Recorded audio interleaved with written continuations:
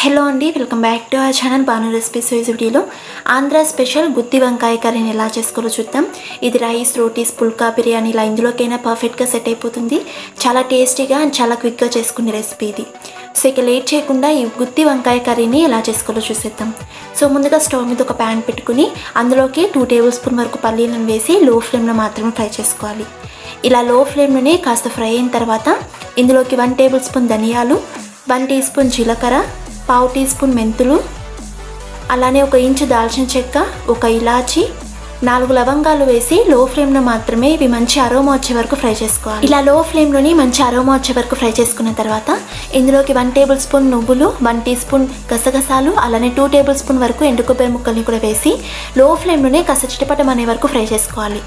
ఇలా ఫ్రై చేసుకున్న తర్వాత స్టవ్ ఆఫ్ చేసి ఇవి కంప్లీట్గా కూల్ అయిన తర్వాత ఒక మిక్సీ జార్లోకి ట్రాన్స్ఫర్ చేసుకుని ఇప్పుడు ఇందులోకి 2 టేబుల్ స్పూన్ కారం, 1/2 టీ స్పూన్ పసుపు, అలానే మీ టేస్ట్కి తగినట్టు సాల్ట్ని యాడ్ చేసుకుని ఒక చిన్న ఉల్లిపాయ తరుగును కూడా వేసుకోవాలి.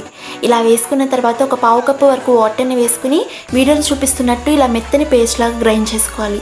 సో ఈ పేస్ట్ అనేది మరీ పలుచగా కాకుండా కాస్త గట్టిగా ఉండేటట్టు చూసుకోండి.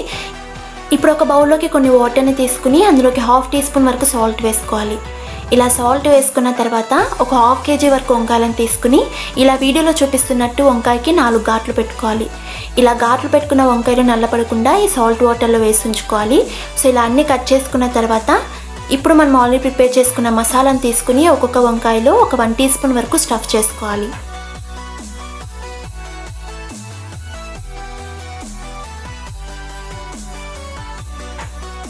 ఇలా వంకాయలన్నీ స్టఫ్ చేసుకున్న తర్వాత మిగిలిన మసాలాను కూడా మనం కర్రీలో యూజ్ చేస్తాం. ఇప్పుడు స్టవ్ మీద ఒక కడాయి పెట్టుకుని అందులోకి ఒక 3 టేబుల్ స్పూన్ వరకు ఆయిల్ని వేసుకోండి. ఆయిల్ కాస్త హీట్ అయిన తర్వాత ఒక 1/2 టీ స్పూన్ వరకు జీలకర్ర వేసి ఇవి కాస్త ఫ్రై అయిన తర్వాత 2 పచ్చిమిర్చి తరుగు, అలానే కొద్దిగా కరివేపాకును వేసి ఫ్రై చేసుకోవాలి.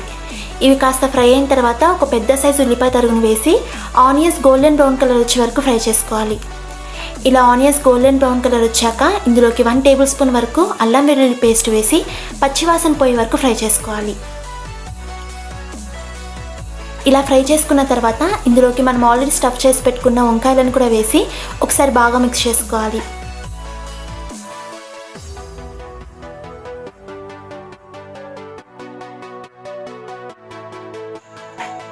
ఇలా వంకాయలు వేసి ఒకసారి బాగా మిక్స్ చేసుకున్న తర్వాత మూత పెట్టేసి మీడియం ఫ్లేమ్లో మాత్రమే ఒక 2 to 3 మినిట్స్ పాటు మగ్గించుకోవాలి. ఇలా 2 to 3 మినిట్స్ పాటు మగ్గిన తర్వాత మూత తెరిచి ఇందులోకి మిగిలిన మసాలాను కూడా వేసి ఒకసారి బాగా మిక్స్ చేసుకున్న తర్వాత మూత పెట్టేసి మరో 3 మినిట్స్ పాటు మీడియం ఫ్లేమ్లో మాత్రమే మగ్గించుకోవాలి.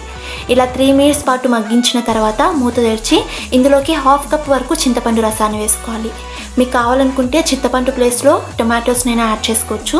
బట్ టొమాటోస్ బాగా మగ్గిన తర్వాత మాత్రమే వాటర్ని యాడ్ చేసుకోవాలి.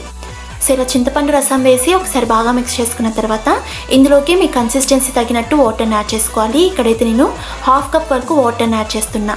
ఇలా వాటర్ యాడ్ చేసి ఒకసారి బాగా మిక్స్ చేసుకున్న తర్వాత మూత పెట్టేసి మీడియం ఫ్లేమ్లో మాత్రమే 8 to 10 మినిట్స్ పాటు కుక్ చేసుకోవాలి. ఇలా 8 to 10 మినిట్స్ పాటు మీడియం ఫ్లేమ్లో మాత్రమే మధ్య మధ్యలో కలుపుతూ కుక్ చేసుకున్న తర్వాత మూత తెరిచి చూస్తే ఇలా గ్రేవీ అంతా బాగా చిక్కబడి అలానే ఆయిల్ కూడా పైకి తేలుతూ ఉంటుంది.